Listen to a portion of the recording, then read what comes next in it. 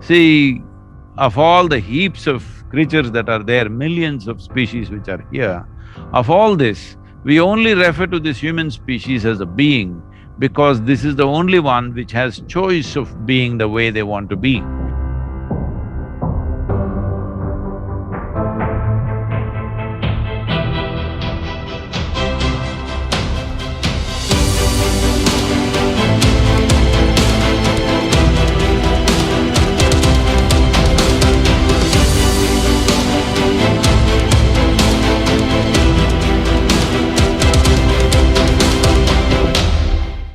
Can you share and describe what karma is for the listeners right now and how it's affecting us right in this very moment? And perhaps really clarify the myths about it. The myth, the idea that the someone in the sky is keeping track of your good and bad deeds. Because so many people use the word karma. It's in every language of the world. It's thousands of world Sanskrit word, but it's through every culture. But most people think of it as, well, this is my bad karma, or this is a past life, and therefore I'm paying for it today. And it becomes a lack of responsibility. The reason we want to bring you on is, you know, we share the same philosophy just from an Eastern Western perspective maybe, but it's 100% responsibility for the experience of our lives and what we can do not only for ourselves, but others. So if you can kind of give us the picture of what are the myths about it and what's the truth about what karma really is. And once again, thank you for joining us. Yes, thank you, Sadhguru. So, this whole aspect of reward and punishment, we must understand, starts from simple things that parents and teachers will say, and when it doesn't work, it goes to heaven and hell, that if you're good or if you fit into their idea of what is good, you will go to heaven. If you don't fit into their idea of goodness, you will go to hell and burn forever. Not for a few days. It is not a correctional, it is a torture place, that's where you will go. These are instruments of ways to control a human being, different ways to control human mind and also control human behavior. The stark difference between these kind of controlling patterns, which are essentially based on generating a certain amount of fear and guilt in people. If there is no fear in you, if there is no guilt in you, well, there are no controls on you. So generally, whatever people may call it, they may call it morality, they may call it religion, they may call it ethics. Essentially, people are trying to create instruments through which they can create fear and guilt. If you have experienced either fear or guilt, you know these are not fantastic emotions to experience. These are not wonderful things that you do. You are not in the most wonderful state, whether you're in fearfulness or in guilty states, sense of guilt within you, you're not in your wonderful best. So essentially, this is about curtailing and controlling a human being. And as opposed to that, karma is not about control, karma is about liberation.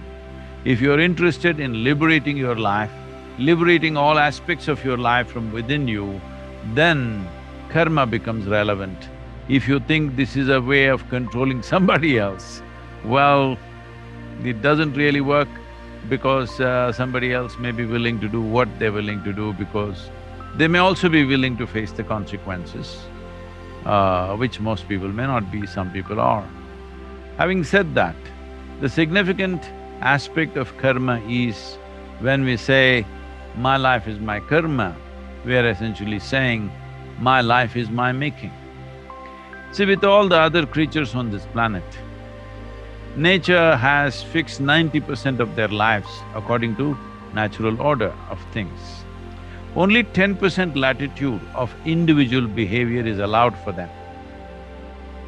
I'm giving these numbers not as exact percentages, but it's like that.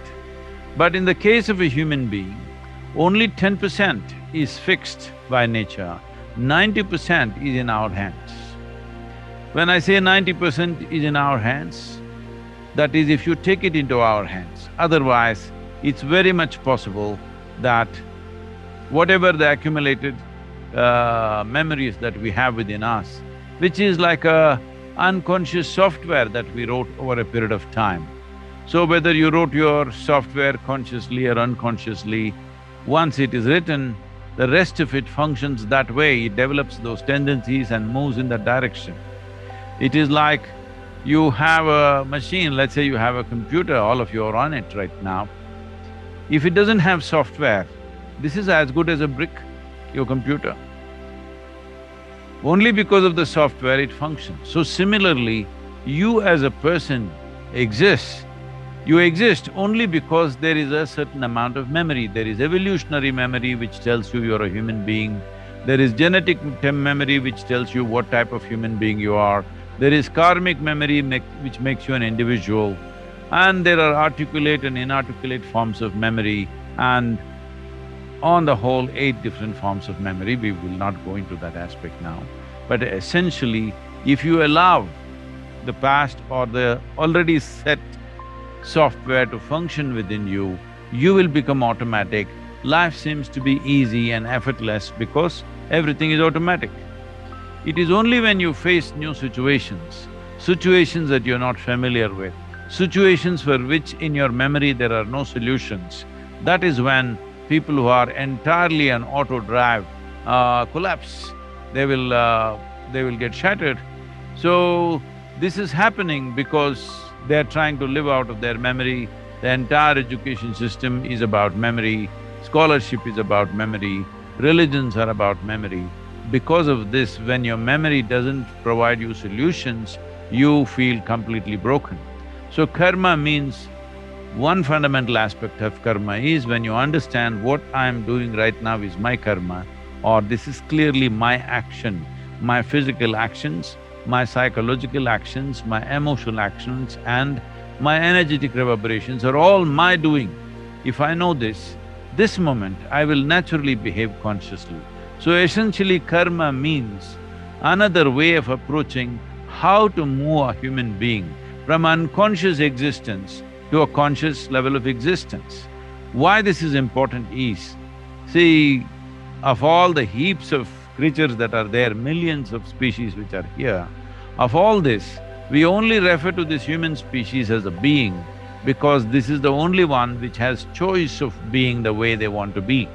All other creatures are compelled by their compulsive, instinctive reactions to life around them. This is the only being who is capable of responding rather than reacting. If you give away this privilege of responding and you're in a state of reaction, whether you like it or you don't like it, slowly animalistic tendencies will manifest in one's life. Right now, if you're driving on the street, if as much as somebody crosses your lane, I see people are growling like wild creatures at each other. But this is happening simply because we have done nothing about moving from unconscious existence to conscious ways of existing within ourselves, and naturally that leads to a conscious response and takes away the reactionary aspect of life. As long as we're in a state of reaction, we are enslaved to something. Only when we have a choice of responding the way we think is appropriate right now to the best of our intelligence, we will start moving towards freedom. Otherwise, compulsive reaction enslaves us to whatever we react to.